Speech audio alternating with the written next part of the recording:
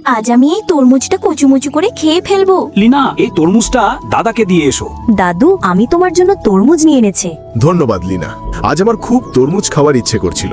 কিন্তু এ কি, দাদা শুধু বাসি ভাত খাচ্ছিলেন। এখন আমি তাড়াতাড়ি গিয়ে দাদার জন্য কিছু মজাদার খাবার নিয়ে আসি। গরম গরম মোমো, তার সাথে দেশি মাল, আজ তো সেই মজা হবে।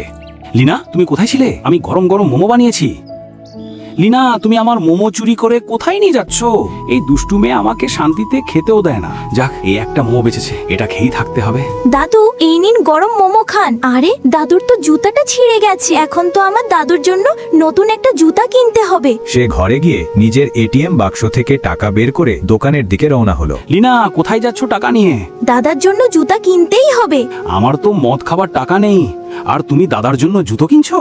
এই জুতাটা দাদুর জন্য ভালো হবে। দাদু, দেখো, আমি তোমার জন্য নতুন জুতা কিনেছি। আরে বাহ লিনা, তুমি দারুণ জুতো এনেছো। বাবা, আমি বাজার থেকে চাল ও সবজি কিনে আনলাম।